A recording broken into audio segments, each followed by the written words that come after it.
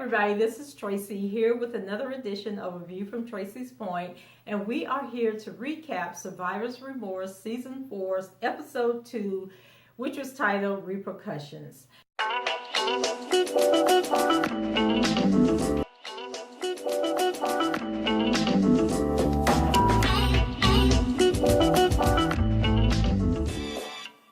So we pick back up with Mary Charles as she goes through the process of mourning her dead fathers, because she don't know which one of them it is, and fully grasping the trauma of what happened to her mother.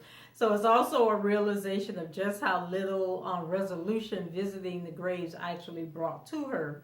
So Mary Charles, hasn't known anything about her father for 28 years. Now that she's narrowed it down to the possibilities to 3 individuals, she feels deprived of something. So she and Pookie finally make it from Boston to Long Island, New York, and they're at the cemetery where Cassie's rapists are buried. So she goes to the first gravestone, and she goes, "Hello, rape father number 1." Then she goes to the second one, "Greetings, rape father. Greetings, rape daddy number 2. If you're going to rape a girl, why not wear rubber?"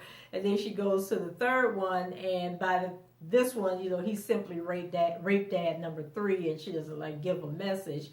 So she comes to the realization that there is no amount of words or hurt that could change the situation to make it better or make her whole again. And finally, she accepts that without the rape, there's no Mary Charles, and she tells Pookie that she thought, she would feel better. But seriously, how could any of this make her feel better? Because just knowing that you were the product of a rape, and then to find out it's a product of a gang rape, that's just a whole lot of, you need to just thank God that you're here and you have a good life and try to keep it moving. Mary Charles and Pookie, they're back in the car and have a lighthearted moment, as they sing this Donna Summer song, Last Dance.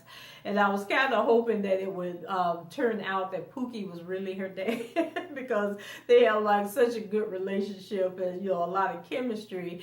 And I mean, is he really Cassie's cousin or just a play cousin? Because y'all know we grow up next door to people and their mama used to watch us and our mama used to watch them, that they become our cousins, but ain't no DNA shared. So Cam finally gets a hold of the letters that Rodney wrote him from prison. And so it turns out that his friend Paul knew someone who knew the people who bought their old apartment during gentrification of the neighborhood. So they're hoping that the letters are still there. And I'm like, okay.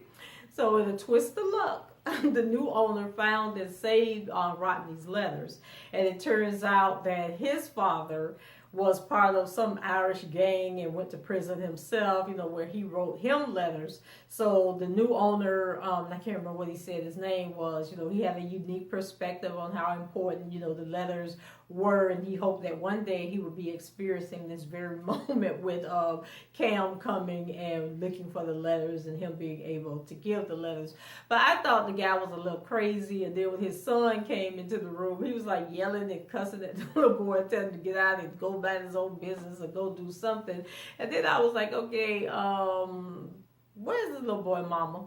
Because obviously you are overstressed and parenting is taking a toll on you. Despite, the special moment where Cam is in total awe of receiving the letters, Paul is bent on persuading him to finance his new house flipping venture.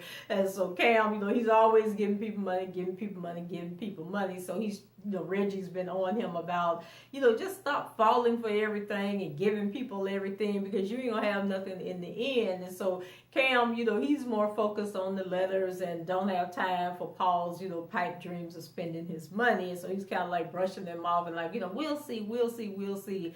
But Paul wasn't trying to give up that easy. So we go back over to Atlanta, and Missy arrives at the hospital, and rather than be happy she's there, Reggie is still being combative with Trent. And so Missy thinks fast and tells Reggie that Trent didn't call her, that the hospital called her. And then he was like, okay, well, how would they know to call you? And then she said, oh, because I'm your emergency contact. And he says, but your emergency, how would they know that? And so she said, well, it's on the insurance. And so he's like, well, your insurance card doesn't say who your emergency contact was. So she was thinking fast. She was like, well, no, when you gave them the insurance card, they called the insurance company, and then the insurance company told them that I was your next of kin, and they gave them my name and phone number. So then he was like, okay, if that's what you say. So the two stopped bickering long enough to realize that Trent's hand is broken, and so he declines an offer to get treatment, and so they think it's because he doesn't have insurance, and they offer to pay for it and tell him, you don't have to worry about it, we can't take you home, with your hand like that. So Trent reminds them that he's a recovering addict, so he can't be taking opioids and all of that, and the pain medicine. So then money allows Reggie to feel a sense of control because, he got to be in control of the situation.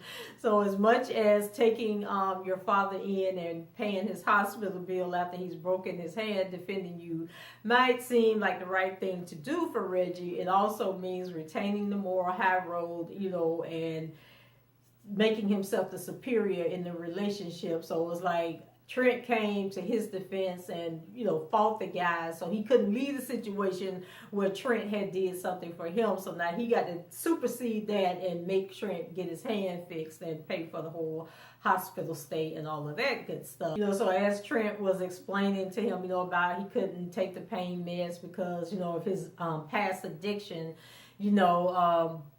so Reggie's looking at him and, rolling his eyes and everything. And so it's like he just refuses to forgive his dad, for everything that's happened in the past. And, Reggie may be cold, but it's difficult to understand why. But maybe, he'll thaw out a little bit over time because they offered to take Trent home with them. And they said that, first thing in the morning, they want to take him to the doctor and get his hand fixed up and everything. So we'll see how that works out. So then we head over to China because I don't know if Cassie ever coming back from China. So Chen is still, lavishing Cassie with affection and sensitivity and admiration. And this relationship is just so interesting to me because I don't think I have ever seen an Asian man and a black woman together before. Like maybe I've seen it on TV, but like in real life, I have never seen that combination before. I've never seen that.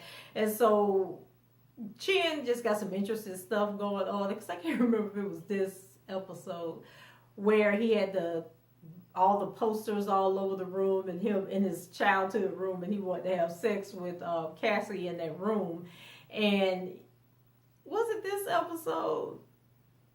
So anyway, I won't tell it in this recap. So, Cassie was freaked out about, all these women peering down on her. So then he basically explained, she was like, none of them are black, they're all Asian. So then he explained to her like how, race works over there in China.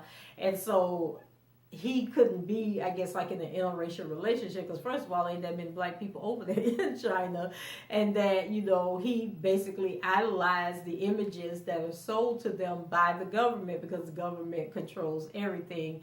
And then by the end of the show, he had decided to take all the posters down so he could have sex with Cassie. But then I think Cassie told him no, he didn't have to take the posters down.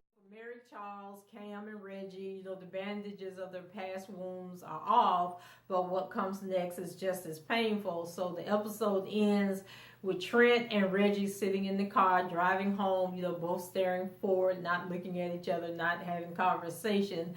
And then you can see their reflections together in one of the side mirrors. And when the camera zooms in, you can read where it says on the mirror, objects in mirror are closer than they appear. And so all of this takes place as we hear the voiceover of Cam reading his father's letters from prison, and he's reading them out loud to Allison, who is on the phone listening to him. So that was it for this episode. Let me know what you guys think. Leave your comments below. Rate the video and subscribe to the channel if you haven't done so already. And I should talk to you guys later. Bye-bye.